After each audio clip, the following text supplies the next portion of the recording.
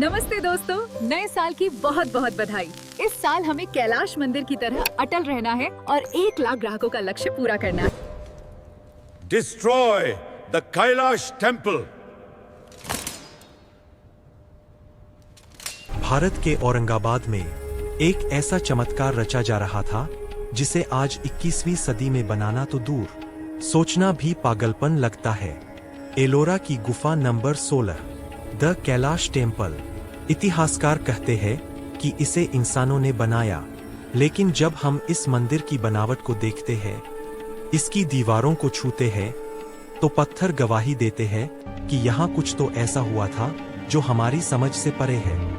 यह कोई आम इमारत नहीं है, यह दुनिया का इकलौता ऐसा स्ट्रक्चर है जिसे पत्थरों को जोड़कर नहीं, बल्कि एक जिंदा पहाड़ को ऊपर से नीचे खुरच कर बनाया गया है। सोचिए, 100 फीट गहरा, 200 फीट लंबा और 100 फीट चौड़ा, एक पूरा का पूरा पहाड़ गायब कर दिया गया, और जो बचा वो था कैलाश मंदिर। 4 लाख टन पत्थर, जी हाँ, 4 लाख टन पत्थर इस जगह से बाहर निकाला गया। लेकिन सबसे डरावना सवाल यह है कि वो 4 लाख टन पत्थर गया कहाँ? इस पूरे इलाके में मीलों दूर तक उस मलबे का एक टुकड़ा भी नहीं मिला। क्या वो पत्थर हवा में गायब हो गया? क्या उसे किसी ऐसी तकनीक से पिघला दिया गया जिसे हम आज नहीं जानते? या फिर इसे बनाने वाले इस दुनिया के थे ही नहीं? इस मंदिर के निर्माण के पीछे एक बहुत पुरानी और दिलचस्प कहानी है। एक ऐसी कहानी जो इतिहास और आस्था के बीच कहीं खो गई है। कहा जाता है कि 8वीं सदी में राष्ट्रकूट वंश के राजा कृष्ण प्रथम बहुत गंभीर रूप से बीमार हो गए। वैद्य, हकीम और डॉक्टर सब हार मान चुके थे। राजा की हालत बिगड़ती जा रही थी। तब उनकी रानी ने भगवान शिव से प्रार्थना की। रानी ने एक बहुत कठिन मन्नत मांगी। उन्होंने कहा, हे महादेव, अगर मेरे पति के प्राण बच गए तो मैं आपके लिए एक ऐसा मंदिर बनवाऊंगी जो दुनिया में कहीं नहीं होगा, और जब तक उस मंदिर का शिखर यानी मंदिर की चोटी नहीं बन जाती, तब तक मैं अन्न और जल ग्रहण नहीं करूंगी, मैं व्रत रखूंगी। चमत्कार हुआ और राजा ठीक हो गए। रानी की खुशी का ठिकाना नहीं था। उन्होंने तुरंत राज्य के सबसे बड़े आर्किटेक्ट्स को बुलाया। रानी ने उन्हें अपनी प्रतिज्ञा के बारे में बताया कि मुझे मंदिर का शिखर देखना है, तभी मैं अपना व्रत तोड़ूंगी। सारे आर्किटेक्ट्स ने अपना सिर पकड़ लिया। उन्होंने कहा, महारानी, एक मंदिर को बनाने में सालों लगते हैं। पहले नींव, फिर दीवारें और सबसे अंत में शिखर बनता है। शिखर बनने में तो कम से कम 20 साल लग जाएंगे। क्या आप 20 साल तक भूखी रहेंगी? यह असंभव था। रानी का व्रत टूटना तय था। राजा और रानी दोनों निराश हो गए। तभी सभा में कोकासा नाम का एक आर्किटेक्ट आया। कोकासा ने राजा की आंखों में देखा और कहा, महाराज, आप चिंता न करें, मैं इस मंदिर को इस तरह बनाऊंगा कि रानी साहिबा 1 हफ्ते के अंदर, जी हाँ, सिर्फ 1 हफ्ते के अंदर मंदिर का शिखर देख पाएंगी। सब हंसने लगे।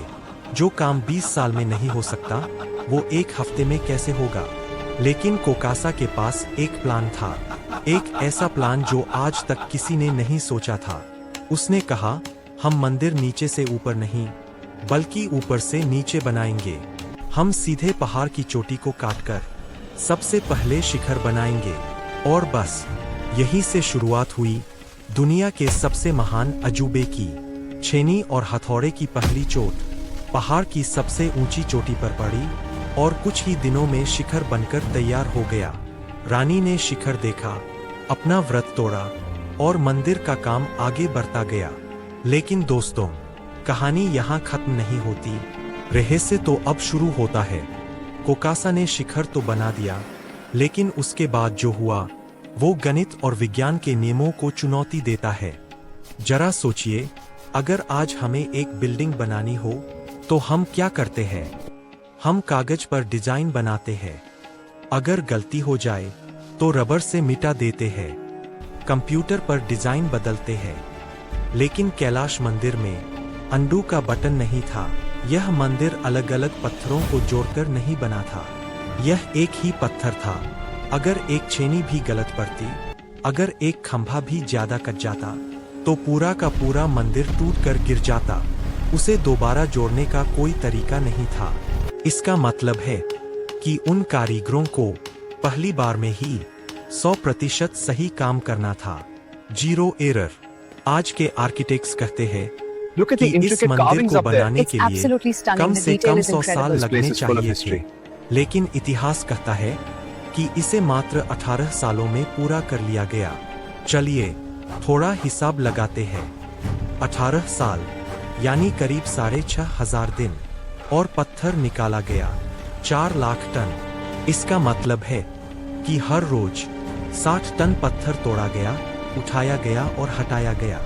60 टन हर रोज, बिना किसी क्रेन के, बिना किसी ट्रक के। अगर मजदूर 12 घंटे भी काम करते तो उन्हें हर घंटे 5 टन पत्थर हटाना पड़ता, यानी हर मिनट लगभग 80 किलो मलबा। यह इंसानी हाथों से संभव नहीं लगता। क्या उनके पास कोई ऐसी मशीन थी जो पत्थर को मक्खन की तरह काट सकती थी?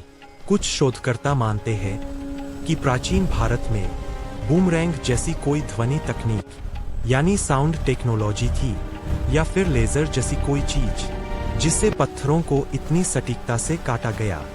ध्यान से देखिए इन दीवारों को।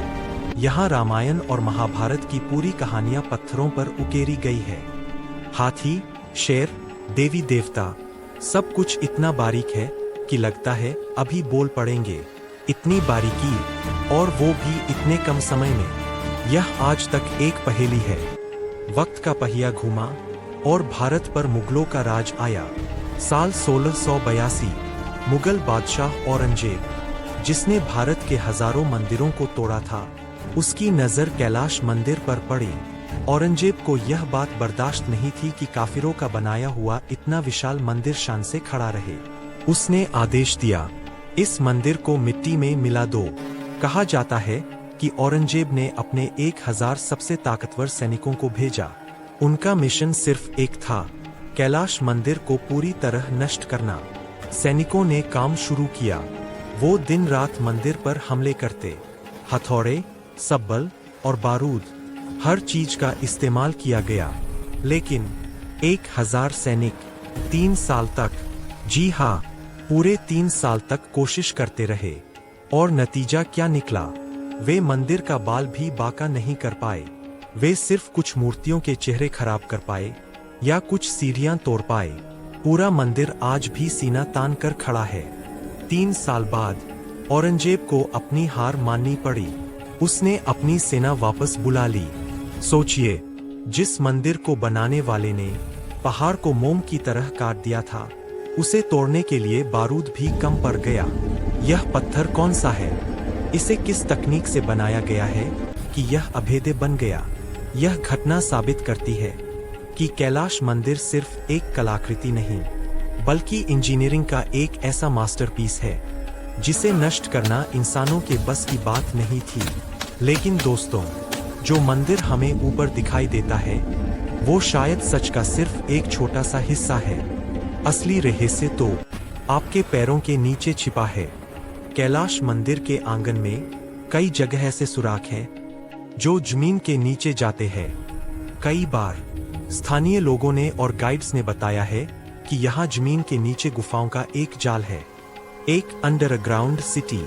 अंग्रेजों के जमाने में कुछ शोधकर्ताओं ने इन गुफाओं में जाने की कोशिश की थी, लेकिन कहा जाता है कि जो भी नीचे ज्यादा गहराई में गया, उसे सांस लेने में दिक्कत होने लगी या उसे अजीबोगरीब आवाजें सुनाई देने लगीं। कुछ जगहों को अब सरकार ने लोहे के दरवाजों से हमेशा के लिए बंद कर दिया है। आखिर क्या है उन दरवाजों के पीछे? क्या वहां उन मशीनों के अवशेष हैं जिनसे यह मंदिर बनाया गया, या फिर वहां कोई रेडियोएक्टिव चीज है जिसे हमसे दूर रखा जा रहा है? पुणे के कुछ आर्कियोलॉजिस्ट्स ने पाया कि एलोरा की गुफाओं के नीचे संकरी सुरंगें हैं जो मीलों दूर तक जाती है। कुछ का मानना है कि ये सुरंगें एक पूरे अंडरग्राउंड शहर से जुड़ती है, जहां शायद वो ऋषि मुनि या वो उन्नत सभ्यता के लोग छिप गए थे जब बाहरी दुनिया में उथल पुथल मची थी। जरा मंदिर के खंभों को देखिए, इन पर जो निशान है वो छेनी हथौड़े के नहीं है। वो निशान ऐसे है जैसे किसी रोटरी ड्रिल मशीन से बनाए गए हों, गोल, एकदम सटीक और चिकने। हजारों साल पहले ड्रिल मशीन, जितना हम इसके बारे में सोचते हैं यह रहस्य उतना ही गहरा होता जाता है। आज यूनेस्को ने इसे वर्ल्ड हेरिटेज साइट घोषित किया है। दुनिया भर से लोग इसे देखने आते हैं, फोटो खींचते हैं और चले जाते हैं, लेकिन बहुत कम लोग उन पत्थरों की खामोशी को सुन पाते हैं। कैलाश मंदिर हमें चीख चीख कर बता रहा है कि हमारा इतिहास किताबों में लिखे इतिहास से कहीं ज्यादा पुराना और उन्नत है। शायद हम ही वो लोग हैं जो अपना अतीत भूल चुके हैं। हम सोचते हैं कि हम मॉडर्न हैं, हम स्मार्ट हैं, लेकिन आज की सबसे ऊंची बिल्डिंग बुर्ज खलीफा भी 50 या 100 साल बाद मरम्मत मांगेगी, मगर कैलाश मंदिर हजारों सालों से आंधियों, बारिशों और हमलों को झेलते हुए अडिग खड़ा है। क्या यह किसी इंसान का काम था, या फिर जैसा कि एंशिएंट एस्ट्रोनॉट्स थ्योरिस्ट्स मानते हैं कि यह एलियंस का एक बेस था, या फिर हमारे ही पूर्वज जिनके पास दिव्य अस्त्र और दिव्य ज्ञान था? सच क्या है, यह तो शायद उन पत्थरों में ही कैद है। लेकिन एक बात सच है कि कैलाश मंदिर जैसा पूरी कायनात में दूसरा कोई नहीं है। अगर आपको कभी मौका मिले तो एलोरा जरूर जाइएगा। वहां जाकर उस पत्थर को छूकर देखिएगा। शायद आपको वो कंपन महसूस हो जो सदियों पहले उस महान शिल्पी को महसूस हुई होगी। दोस्तों, आपको क्या लगता है, क्या कैलाश मंदिर एलियंस ने बनाया था या हमारे महान भारतीय पूर्वजों ने? नीचे कमेंट करके अपनी राय जरा विस्तार से बताएं।